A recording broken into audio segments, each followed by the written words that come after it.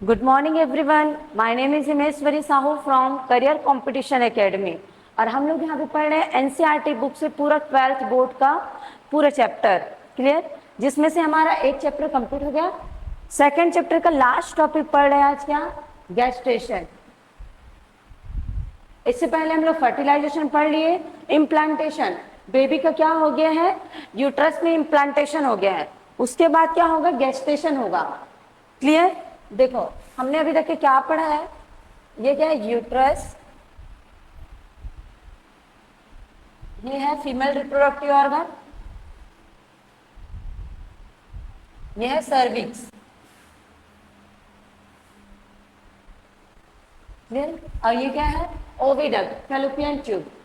इसमें हमने पढ़ा कि ये क्या होता है, 3 लेयर्स का बना होता है। ये बाकी सारे क्लास में ये डायग्राम बताया गया है। अभी तक कि ये क्लियर हो गया होगा। इसको बोला जाता है पेरीमेट्रियम। ठीक है। पेरीमेट्रियम के जस्ट बाद में कौन सा होता है, एक और लेयर होता है जिसको बोला जाता है मायोमेट्रियम।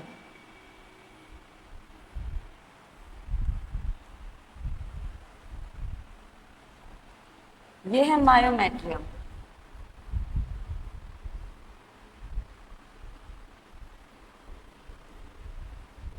मायोमेट्रियम, मायोमेट्रियम के बाद होता है एक मोटा लेयर जिसको बोला जाता है क्या, एंडोमेट्रियम। इसी एंडोमेट्रियम में, एंडोमेट्रियम, ठीक, लास्ट क्लास में क्या पढ़े थे, इसी एंडोमेट्रियम में क्या हुआ था, जो ब्लास्टोसिस्ट था, जिससे क्या बनने वाला है, अभी बेबी बनने वाला है। ठीक है।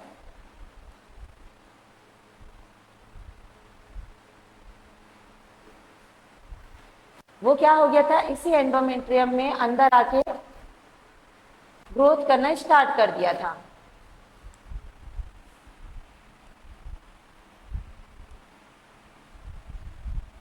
ठीक, क्लियर। अब क्या हुआ, फैलोपियन ट्यूब में स्टेजेस हुए, जाइगोट बना, फिर उसमें ब्लास्टोमियर्स बनते गए, बहुत सारे सेल्स का क्या होते गया, वहां पे डिवीजन होते गया। फिर मोरुला स्टेज आया, 4th डे पे मोरुला स्टेज आया। उसके बाद क्या हुआ, यहाँ पे 5th डे पे यहाँ पे बन गया ब्लास्टोसिस्ट। और ये ब्लास्टोसिस्ट कैसा था,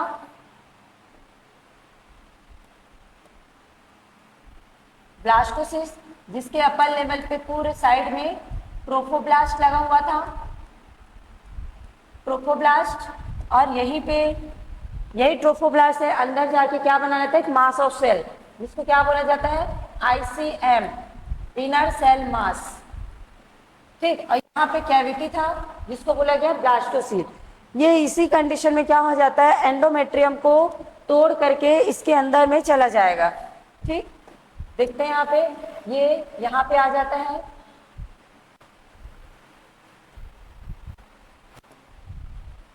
ये एंडोमेट्रियम आ गया यहाँ पे।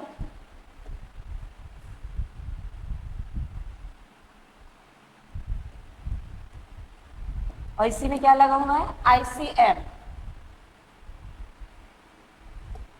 ठीक। और इसमें एक कैविटी होता है जिसमें भरा होता है क्या, फ्लूइड, इसको बोला जाता है ब्लास्टोसिल, जो कि ग्लाइकोजन का फ्लूइड होता है। ठीक है। अब इसको क्या कर लिया जाता है, एंडोमेट्रियम के द्वारा इसको कवर कर लिया जाता है पूरी तरीके से। ठीक है। यहां तक हम लोग किसमें पढ़ लिए थे, इम्प्लांटेशन में। अब क्या होगा, ये जो एंडोमेट्रियम में ये जो ब्लास्टोसिस्ट चल गया है, इसी से अभी बेबी का फॉर्मेशन होगा। ठीक है। गेस्टेशन में क्या होता है, ये जो ट्रोफोब्लास्ट वाला लेयर है, ये कौन सा है, ट्रोफोब्लास्ट, ट्रोफोब्लास्ट। और ये वाला लेयर क्या है, एम्ब्रायोब्लास्ट, एम्ब्रायोब्लास्ट। इसी को आईसीएम भी बोला जाता है। ठीक है, ICM, inner cell mass, inner cell mass. Clear है, यहां तक का क्लियर था।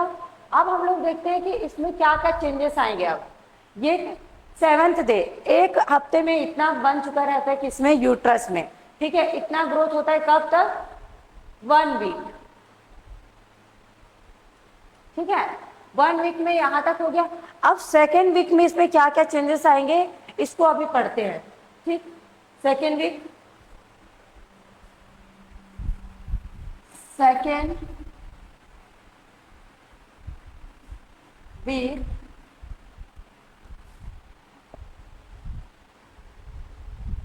ऑफ फर्टिलाइजेशन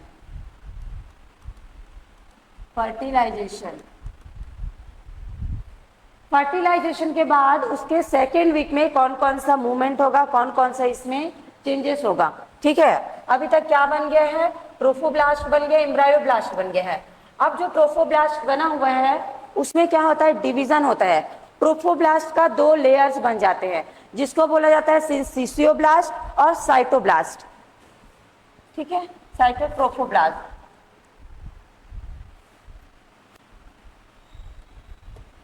ठीक है, ये एक लेयर बन जाता है।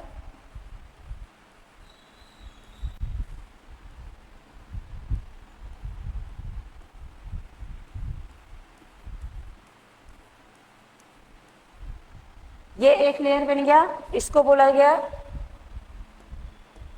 साइटोट्रोफोब्लास्ट।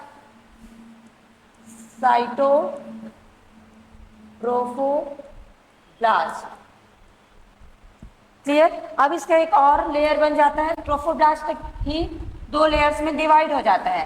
ठीक है, इसको बोला जाता है सिंसिटियोब्लास्ट।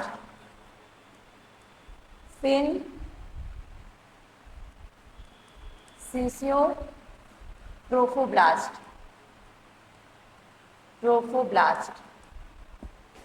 ठीक है, इसको सिंसिटियोट्रोफोब्लास्ट क्यों कहा जाता है, क्योंकि इसमें क्या रहता है, साइटोप्लाज्म। इसमें क्या है, पूरा साइटोप्लाज्म भरा हुआ है।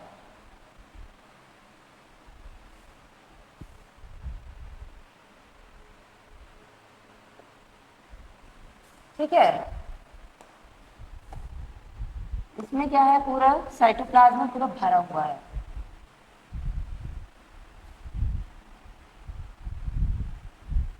और इस साइटोप्लाज्म में ओनली कैरियोकाइनेसिस हुआ है। कैरियोकाइनेसिस मतलब सिर्फ न्यूक्लियस का डिवीजन हुआ है, उसी को क्या बोला जाता है, कैरियोकाइनेसिस। इसमें साइटोप्लाज्म का डिवीजन नहीं हुआ रहता। ठीक है, तो ये जो सिंसिटियो ट्रोफोब्लास्ट है उसमें केवल न्यूक्लियस पाया जाता है, जिसमें साइटोप्लाज्म का डिवीजन नहीं हुआ रहता।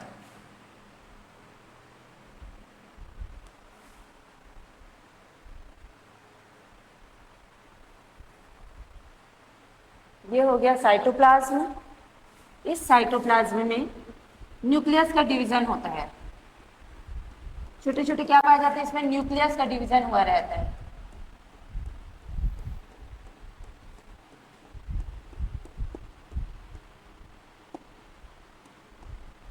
ठीक है, देखो जनरली क्या होता है, जब कोई सेल क्या होता है, डिवाइड करता है। ये कोई सेल है, ये डिवाइड करता है, तो क्या होता है, 2 सेल्स पहले क्या होता है, 2 न्यूक्लियस में डिवाइड होता है। जब 2 न्यूक्लियस इसका डिवाइड हो जाता है, इसमें क्या था, एक न्यूक्लियस था, ये न्यूक्लियस क्या हो जाता है, डिवाइड हो जाता है। इसको बोला जाता है क्या, कैरियोकाइनेसिस।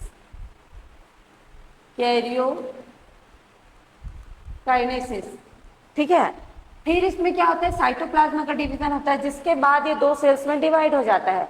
बट ये जो सिंसिटियो ट्रोफोब्लास्ट है उसमें क्या होता है, ओनली न्यूक्लियस का डिवीजन होता है, इसीलिए इसको क्या बोला गया, सिंसिटियो ट्रोफोब्लास्ट। सिंसिटियो मतलब उसमें न्यूक्लियस पूरा डिवाइड हुआ है, साइटोप्लाज्म का डिवीजन नहीं हुआ है, उसी को बोला जाता है क्या, सिंसिटियो। क्लियर था इतना। अब क्या होता है, इसके अंदर में क्या है, inner cell mass. Inner cell mass था ना यहाँ पे ऐसे,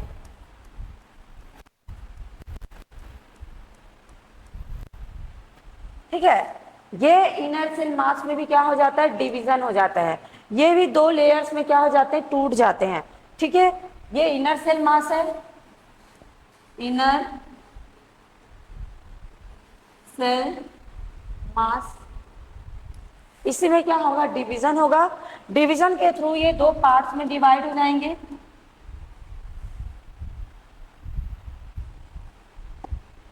ठीक है,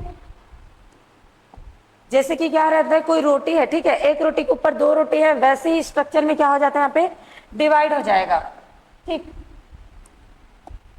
जैसे ये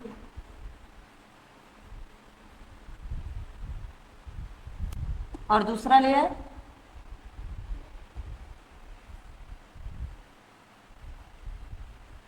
ये दूसरा, ठीक है। एक ये दोनों का नाम क्या हो जाता है, एक को बोला जाता है इपीब्लास्ट, ऊपर वाले को क्या बोला जाएगा, इपीब्लास्ट, और ये जो नीचे है उसके उसको बोला जाएगा हाइपोब्लास्ट, ठीक है। अब इसको इनर सेल मास ना बोल के इसका नाम क्या हो जाएगा, इपीब्लास्ट और हाइपोब्लास्ट।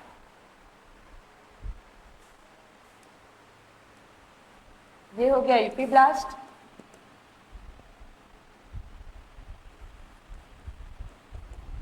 और ये जो दूसरा वाला है ये क्या है, हाइपोब्लास्ट। ये क्लियर है, इतना रहता है क्या। और ये यहाँ पे क्या भरा हुआ है, पूरा फ्लूइड भरा हुआ है, क्या भरा हुआ है यहाँ पे, पूरा फ्लूइड भरा हुआ है।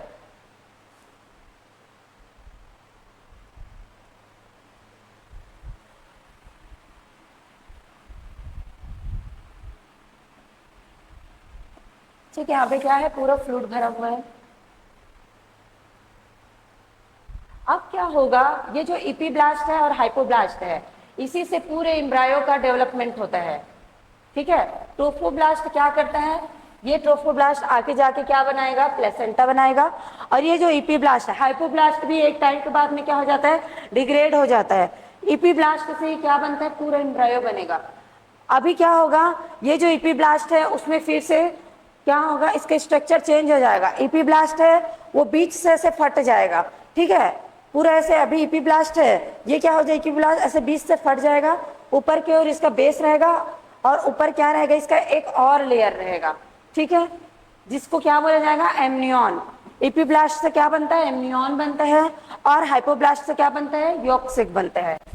क्लियर है, ठीक है। वो वाला डायग्राम को इधर बना देती हूँ। देखो क्या क्या बनाए थे हम लोग अभी, ये क्या था, साइटोट्रोफोब्लास्ट। साइटोट्रोफोब्लास्ट के बाहर में क्या था, सिंसिशियोट्रोफोब्लास्ट। अब इसके अंदर में दो लेयर्स बने हुए थे, एक था इपीब्लास्ट। इपीब्लास्ट में क्या हो जाता है, ये ग्रोथ करके क्या करता है, ये बीच से फट जाता है, और कैसे स्ट्रक्चर बना लेता है, ये ऐसे स्ट्रक्चर बना लिया, और अंदर में क्या भरा रहता है, फ्लूइड भरा रहता है। इसके अंदर में क्या है, फ्लूइड भरा हुआ है।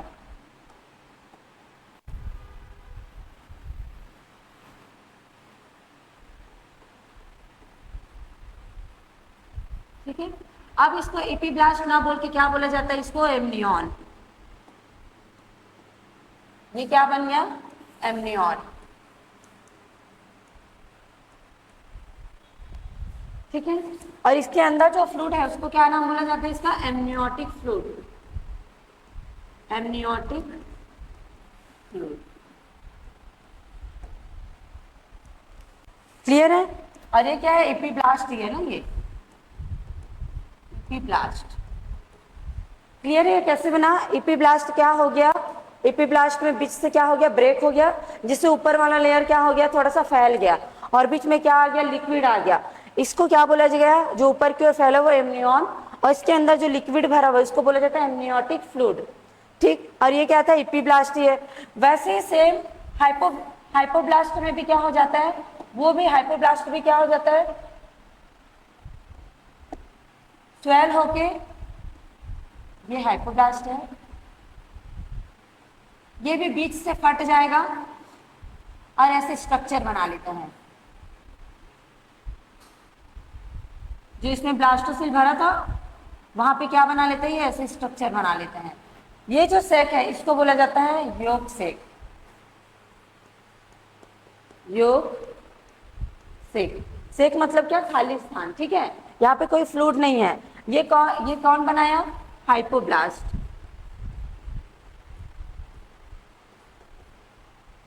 क्लियर है इतना, क्या था ये, एपीब्लास्ट से क्या बना है, एमनियन बना है, और हाइपोब्लास्ट से क्या बना है, योग सेक बना है। अब हम लोग को क्या बनाना है, इसमें कोरियन बनाना है, ठीक है, और एक क्या बनाना है, एलेंटॉइड्स। वो आगे देखते हैं इसमें। इसमें पूरा क्या भरा हुआ है, न्यूक्लियस भरा हुआ है ना।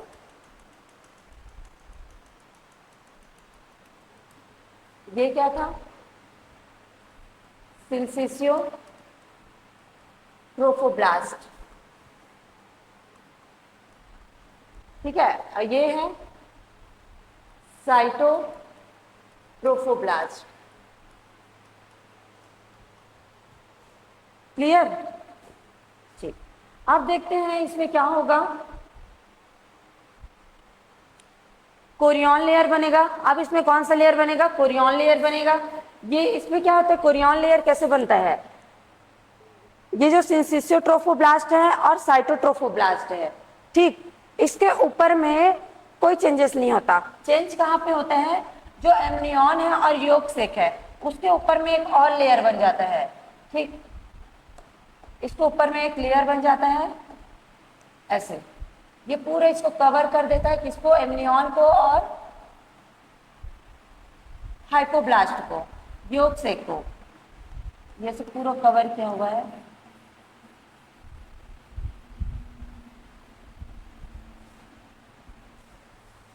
ये दोनों को क्या कर लेता है, ये पूरी तरीके से कवर कर लेता है। इसको बोला जाता है एक्स्ट्रा एम्ब्रायोनिक मेसोडर्म। इसी से किसका फॉर्मेशन होगा, प्लेसेंटा का।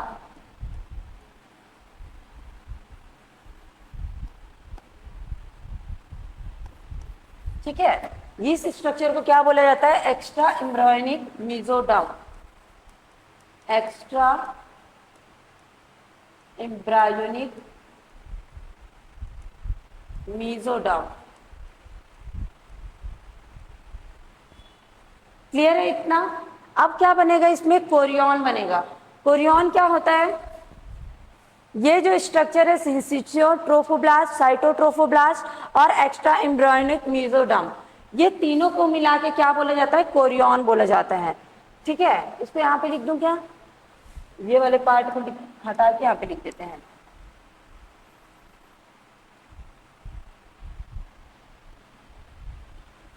ठीक है, इसको क्या बोला जाता है, extra embryonic, extra embryonic mesoderm. Mesoderm, अब ध्यान से सुनना मैं क्या बोल रही हूँ। एक्स्ट्रा एम्ब्रायोनिक मेसोडर्म और सिंसिसियोट्रोफोब्लास्ट और साइटोट्रोफोब्लास्ट, ये तीनों मिला के क्या बनाता है यहाँ पे, कोरियन। कोरियन, इसी कोरियन से भी क्या बनेगा, प्लेसेंटा बनेगा। ठीक है, ये तीनों को मिला के क्या बोला जाता है, कोरियन बोला जाता है। ठीक है, देखो ये कैसे बना, इसको अलग से बना के दिखाती हूँ।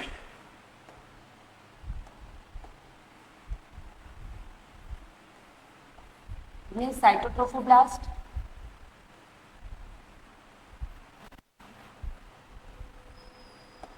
ठीक है, यह कोरियन सिंसिसियोट्रोफोब्लास्ट,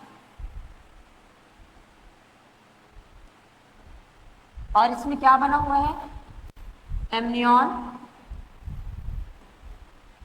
एमनियन के बाद यहाँ पे क्या बना हुआ है, योगसेक बना हुआ है। क्लियर है इतना। और इसमें क्या भरा हुआ है, extra embryonic mesoderm. Extra embryonic mesoderm भरा हुआ है यहाँ पे, जो कि योगसेक और एमनियन को क्या किए रहते हैं, पूरी तरीके से घेर लिए रहते हैं।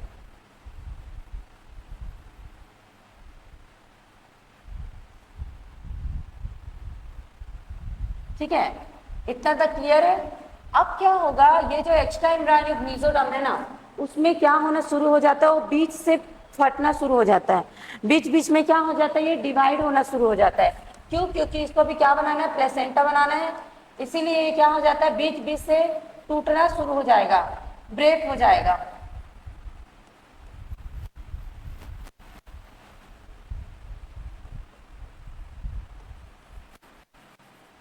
ठीक है, एक बार यहाँ पे लिख लेते हैं, सिंसिसियो ट्रोफोब्लास्ट, साइटोट्रोफोब्लास्ट, और ये क्या है, एम्नियोनिक एम्ब्रियोनिक मेसोडर्म। ठीक है, ये तीनों को मिला के क्या बोला गया था, कोरियन। कोरियन, ठीक है, कोरियन बन गया। अब क्या होता है, ये जो एम्ब्रायनिक मेसोडर्म है उसमें क्या होने लगता है, ये बीच बीच से क्या होगा, ब्रेक होगा। ठीक, बीच से कैसे ब्रेक होगा, यहाँ पे ऐसे ये ब्रेक हो गया, ये यहाँ पे ऐसे ब्रेक हो जाता है। ठीक है, इधर भी पूरा ब्रेक हो रहा है ये बीच से।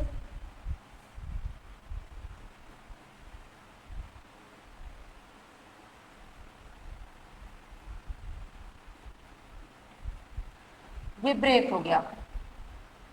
ठीक है, यहाँ पे बस थोड़ा सा अलग रहेगा जी।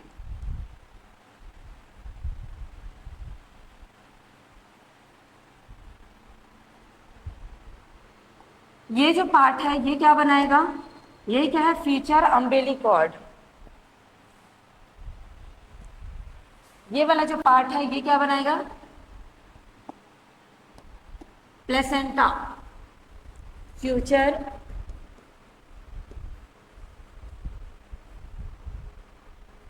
Umbilical cord. ठीक है, एम्ब्रियोनिक मेसोडर्म से ही क्या बना, एक स्ट्रक्चर बना जिस जो क्या बनाएगा, अम्बिलिकल कॉर्ड बनाएगा, प्लेसेंटा बनाएगा। यहां तक क्लियर था। अब देखो इसमें एक चीज और देखो, ये क्या बन गया, एम्नियन बन गया, ये क्या बन गया, ल्यूकसेक बन गया, कोरियन बन गया। इसी कोरियन से यहाँ पर क्या बनने लगता है, विलाई जैसे स्ट्रक्चर बनाते हैं, उसी को कोरियोनिक विलाई बोला जाता है। ठीक है, इसको यहाँ पे बना देते हैं। ये क्या हुआ है, ये ऐसे स्ट्रक्चर है, सिंसिस्टोट्रोफोब्लास्ट। अब इसी में एक और स्ट्रक्चर है क्या, साइटोट्रोफोब्लास्ट। साइटोट्रोफोब्लास्ट,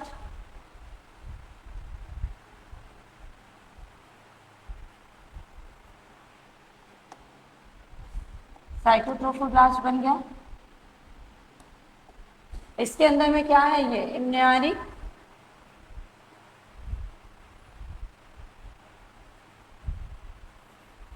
एम्ब्रियोनिक मेसोडर्म, ये बन गया।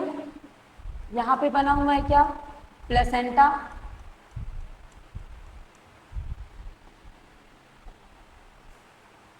एम्नियन, ल्यूकसेक, ये बन चुके हैं। अब क्या होता है, ये तीनों को मिला करके क्या बोला जाता है, कोरियन। कोरियन, और ये जो कोरियन और एम्ब्रियोनिक मेसोडर्म, सिस्टोट्रोफोब्लास्ट, ये तीनों के साथ जो क्या बना हुआ है, यहाँ पे विलाई जैसे स्ट्रक्चर बनाया गया, इसी को बोला जाता है chorionic villi. Chorionic villi, clear है ये, ठीक है। और ये क्या बनाएगा, ये आगे चल के क्या बनाएगा, ये प्लेसेंटा। इतना क्लियर है, यहां तक समझ आया। इसमें अब 3 लेयर बन गया। एक और क्या होता है, एलेंटॉइज। एलेंटॉइज क्या होता है, यहाँ का योग से, इसको रेड कलर से बनाते हैं, यहाँ का जो योग सेक है वो किस में चल देता है, अम्बिलिकल कॉर्ड में चल देता है। ये वाला जो पार्ट है इसी को बोला जाता है क्या, एलेंटॉइज। इसको क्या बोला जाता है, एलेंटॉइज। क्लियर है, योग से का फ्लूट पार्ट किस में चल देता है, प्लेसेंटा में, ये और यहाँ पे एक स्ट्रक्चर बना लेता है। ठीक है, इसी को बोला जाता है क्या, एलेंटॉइज। अब हमको पूरा चारों बन गया, क्या क्या, एम्ब्रियोनिक मेसोडर्म बन गया, एम्नियन बन गया, योग सेक बन गया और एलेंटॉइज बन गया। अब इसमें आगे देखते हैं कि प्लेसेंटा कैसे बनेगा।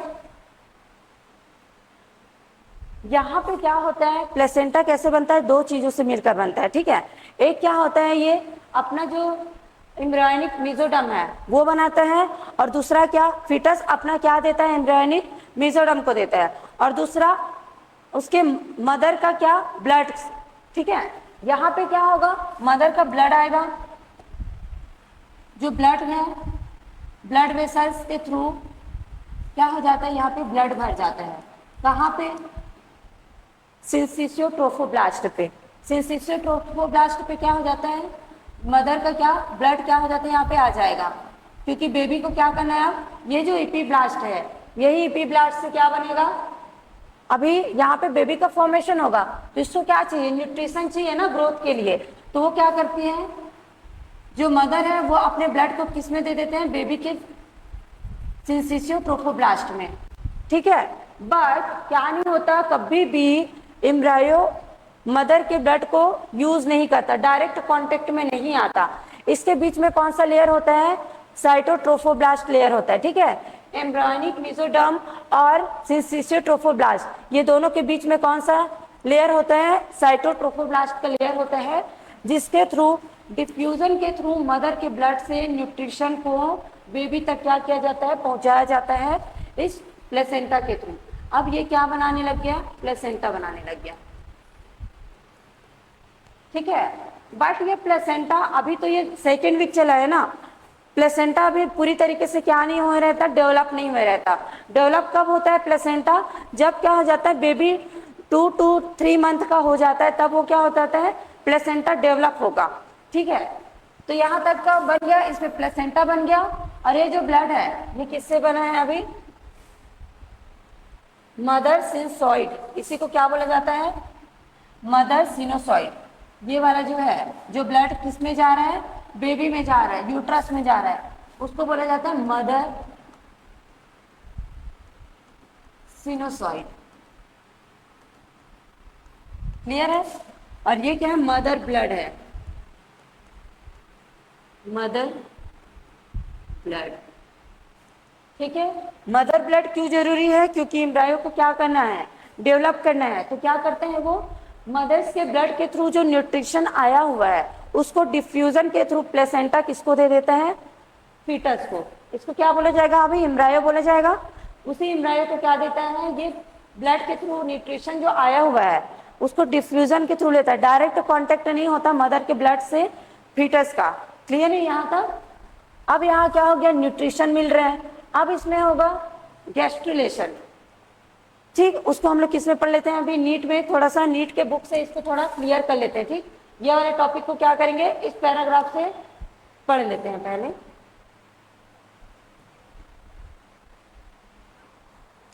यहाँ पे देखो,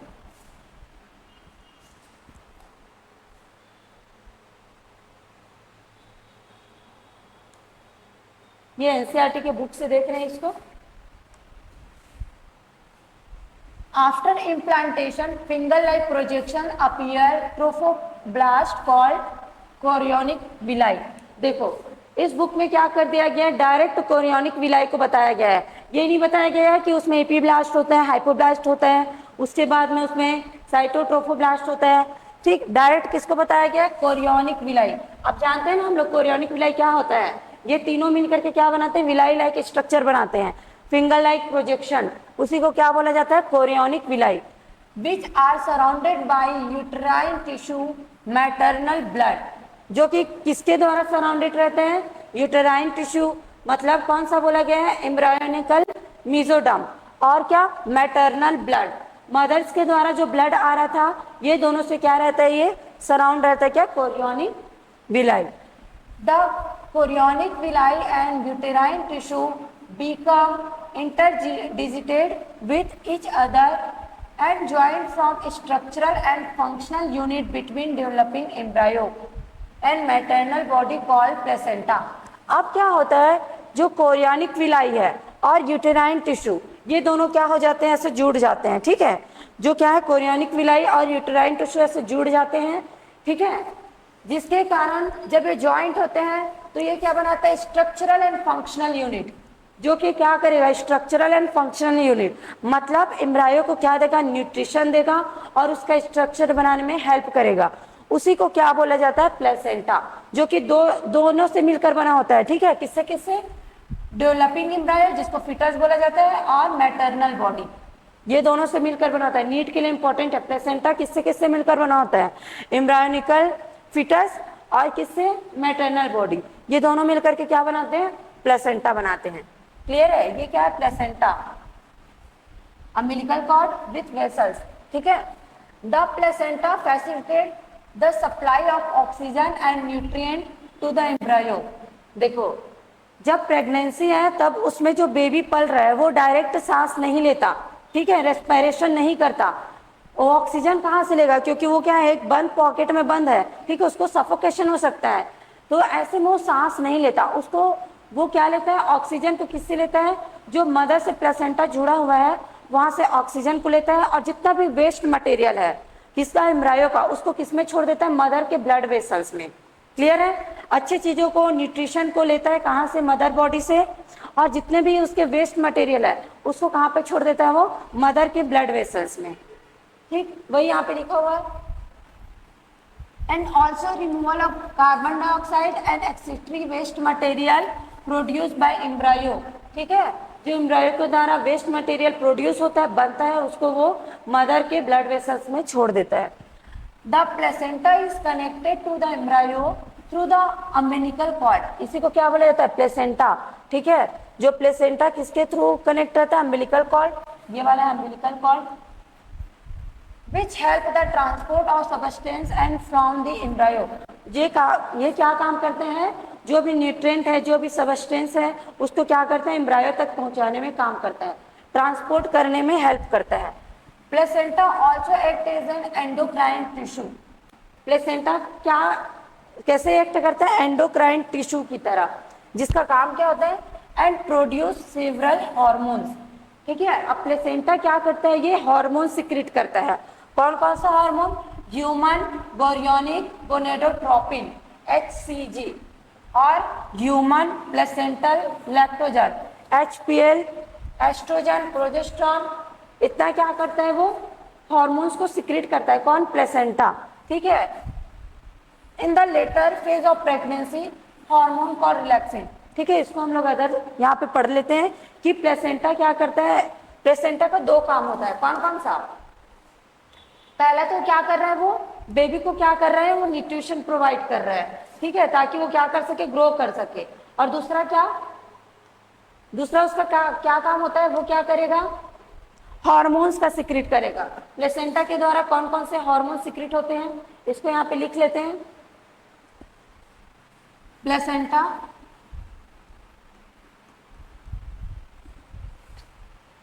प्लेसेंटा क्या, कहाँ पे बनता है? जब फीमेल क्या होते हैं? प्रेग्नेंट होते हैं, तभी ये प्लेसेंटा बनते हैं, अदरवाइज प्लेसेंटा नहीं बनता। ठीक है, इसको लिख लेते हैं। Found in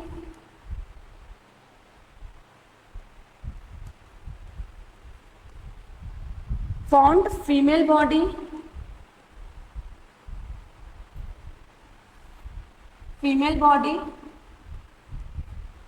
only during pregnancy. Clear है? जब क्या होता है? प्लेसेंटा कब बनता है? ये फीमेल बॉडी में बनता है। कब? प्रेगनेंसी के टाइम। अब प्लेसेंटा हार्मोन सिक्रेट करता है। कौन कौन सा? HCG और HPL। HCG का फुल फॉर्म ह्यूमन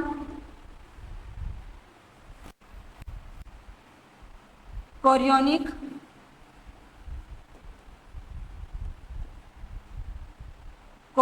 गोनेडोट्रोपिन।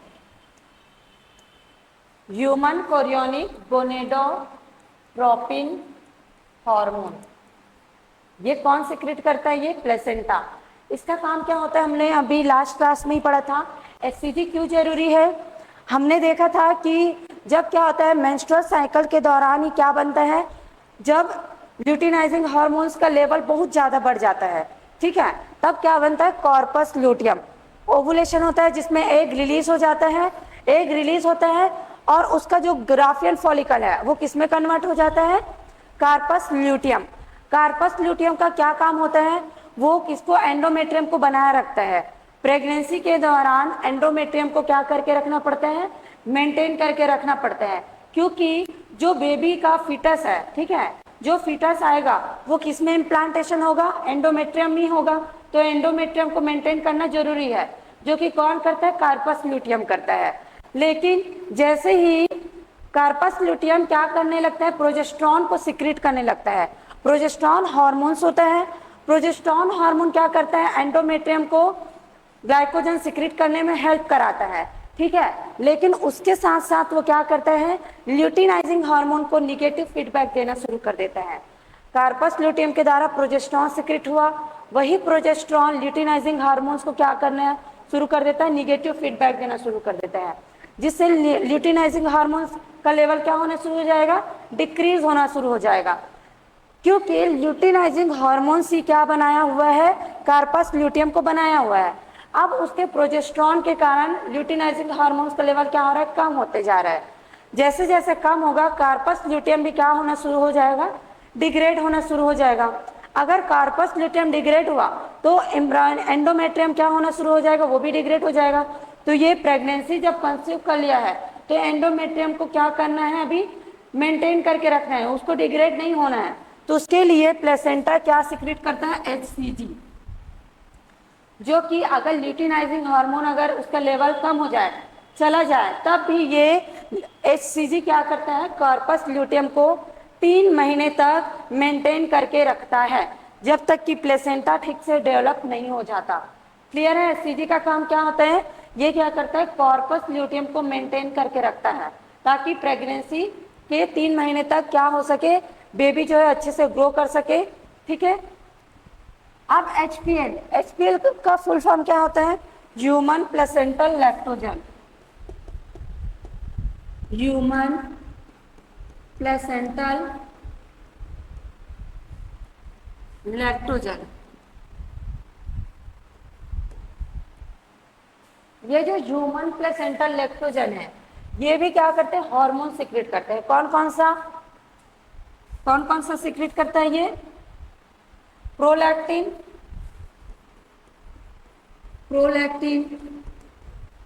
और progesterone.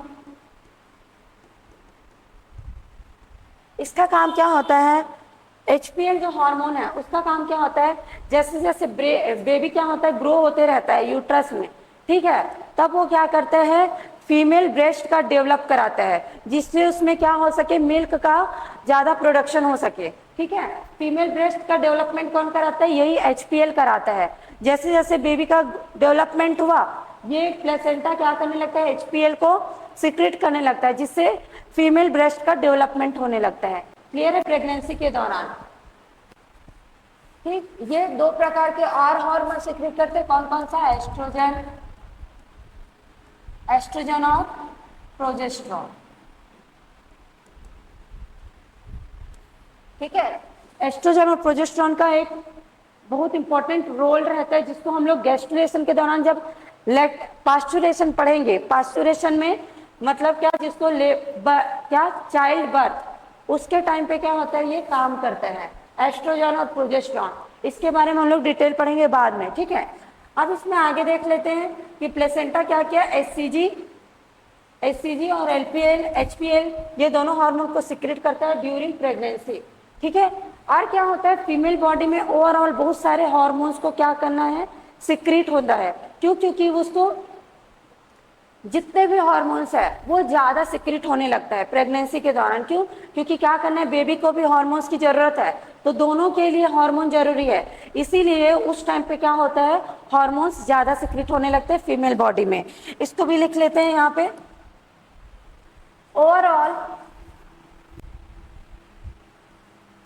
Overall increase in hormone production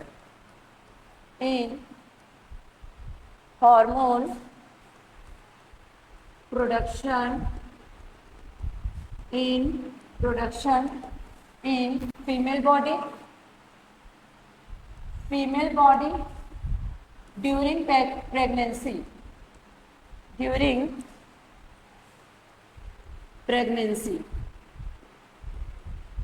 clear है। प्रेगनेंसी के दौरान फीमेल बॉडी में बहुत ज्यादा हार्मोन का सिक्रेशन होने लगता है, ठीक, जैसे कि थायराइड हार्मोन, प्रोलैक्टिन, जैसे कि क्या क्या, थायराइड हार्मोन जिससे वेट में भी इंक्रीज होते हैं, और प्रोलैक्टिन जिससे ब्रेस्ट का साइज क्या होता है, इंक्रीज होता है। ये सारे हार्मोन्स का सिक्रेशन क्या हो जाता है, बहुत ज्यादा बढ़ जाता है। क्लियर इतना? ठीक है, अब हम लोग ये वाले लाइन को देखते हैं किसमें, एनसीईआरटी की बुक में पूरा।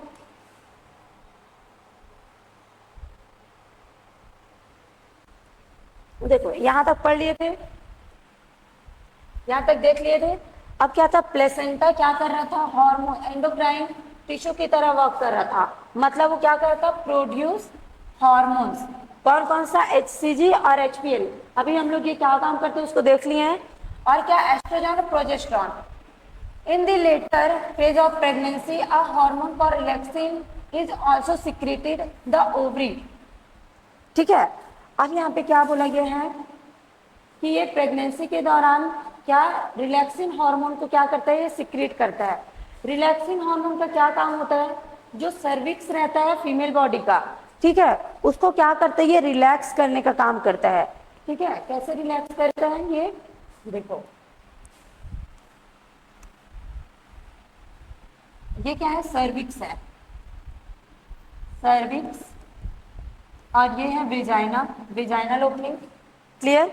अब क्या होता है, प्रेगनेंसी के एंड में, जब प्रेगनेंसी का क्या होने वाला है, जब चाइल्ड का बर्थ होने वाला है, बेबी का बर्थ होने वाला है, लेबर होने वाला है, तब क्या होता है, यहाँ पे हार्मोन सिक्रेट होता है। किसके द्वारा, ओवरी के द्वारा। यहाँ पे फैलोपियन ट्यूब है, ओवरी एक रिलैक्सिन हार्मोन को सिक्रेट करता है।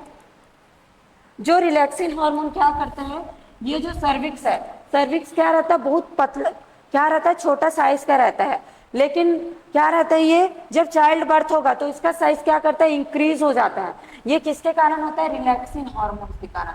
रिलैक्सिन हार्मोन क्या कर देता है, यहाँ के टिश्यू को क्या करता है, रिलैक्स कर देता है, जिसके कारण सर्विक्स का साइज क्या होने लगता है, बड़ा होने लगता है, जिससे यहाँ से बेबी क्या हो सके, इजिली यहाँ से निकल सके। क्लियर है? ये कौन, प्लेसेंटा के द्वारा ही ये सिग्नल दिया जाता है कि रिलैक्सिन हार्मोन को क्या किया जाए, सिक्रेट किया जाए। ठीक है, हो गया। Let us remind, HCG, HPL and relaxin are produced in women only during pregnancy. Relaxin, HCG और एचपीएल जो हार्मोन्स हैं, वो ओनली प्रेगनेंसी के टाइम पे ही क्या होता है, ये सिक्रेट होता है। ठीक है, during pregnancy the level of other hormones like estrogen, progesterone, cortisol, prolactin, thyroxine, ये सारे क्या हो जाते हैं, increase several fold in maternal blood. ये सारे हार्मोन्स क्या हो जाते हैं, बहुत ज्यादा इंक्रीज हो जाते हैं, किसमें, मैटरनल ब्लड में, फीमेल के ब्लड में। ठीक है, increase production of this hormones is essential for supporting the foetal growth. और ये हार्मोन्स का इंक्रीज होना बहुत जरूरी है फीटल के ग्रोथ के लिए, बेबी के ग्रोथ के लिए। अगर ये सारे हार्मोन्स ठीक से इंक्रीज नहीं होंगे तो बेबी का ग्रोथ भी अच्छे से नहीं होगा। ठीक है, इसीलिए इसका बढ़ना भी क्या रहता है, जरूरी रहता है। Metabolic changes in the mother and maintenance of the pregnancy. जो मदर के मेटाबॉलिक रेट में जो चेंजेस आ रहा है, ये सारे को मेंटेन करने के लिए भी ये सारे हार्मोन्स जरूरी होते हैं। ठीक है, तो ये था पूरा क्या, गेस्टेशन। गेस्टेशन आपका कंप्लीट हो गया है। आई होप आपको ये पूरा अच्छे से समझ आ गया है। अगर समझ आया है तो इसको लाइक कीजिए और चैनल को सब्सक्राइब कीजिए। आगे हम लोग नेक्स्ट लेक्चर में क्या पढ़ेंगे, गेस्टुलेशन। गेस्टुलेशन में कि बेबी कैसे ग्रो करेगा, उसके अंदर तीनों लेयर, तो जो 3 जर्म लेयर होते हैं वो कैसे बनेगा। ठीक है, इसको हम लोग नेक्स्ट क्लास में कंप्लीट करेंगे। ठीक है, तो थैंक यू सो मच।